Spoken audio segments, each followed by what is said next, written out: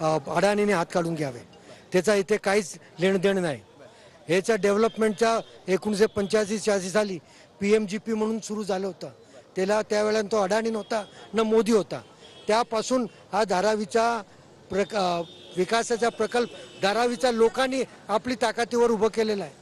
रस्ते बनवले, काय ते लोकांची मदत असेल, पण तिकडची तुमचा पक्ष सहभागी होणार आहे? हो नक्की झालेला आहे। खरं तर अनेक मुस्लिम बांधव देखील, मुस्लिम संघटनांचे नेते देखील आलेले आहेत। उद्धव ठाकरेंच्या मोर्चात तुम्ही सहभागी होताय, काय नेमकी सरकार हिंदी में बोलिए। जो मोर्चा आज होने जा रहा है धारावी में, क्या आपकी डिमांड है इस मोर्चे थ्रू, सरकार को क्या बताना चाहोगे?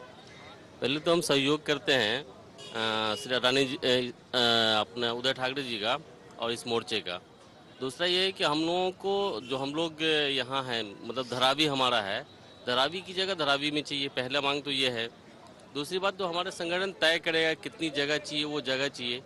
और उसके बाद अडानी ही क्यों, अडानी ही क्यों, दूसरा और कोई नहीं है क्या जिन लोगों को पहले। तर धारावीमध्ये ठाकरे गटाच्या मोर्चाची जोरदार तयारी करण्यात आलेली आहे। ठाकरे गटाचे कार्यकर्ते आता धारावीमध्ये येण्यास सुरुवात झाली आहे। जालन्यातून पेटती मशाल घेऊन काही कार्यकर्ते धारावीमध्ये दाखल झालेले आहेत। संपूर्ण राज्यभरातून अनेक कार्यकर्ते या ठिकाणी दाखल झालेत आणि बरोबर 3 वाजता धारावीच्या टी जंक्शन पासून या मोर्चाला सुरुवात होणार आहे। शिवसेना उद्धव बाळासाहेब ठाकरे गटाच्या वतीनं आज मुंबईतील धारावी येथे भव्य मोर्चाचं आयोजन करण्यात आलेलं आहे। अडाणींच्या विरोधात हा खरं तर मोर्चा असणार आहे ठाकरे गटाचा, आणि या मोर्चासाठी केवळ मुंबईतून धारावीतूनच नाही तर राज्यभरातून शिवसैनिक, ठाकरे गटाचे शिवसैनिक जे आहेत ते धारावीत जमायला सुरुवात झालेले आहेत। आपल्यासोबत जे हे शिवसैनिक आहेत, पेटती मशाल घेऊन ते जालन्यावरून धारावीत आलेले आहेत। मला सांगा, आज मोर्चा होते, तुम्ही जालन्यातून आलात?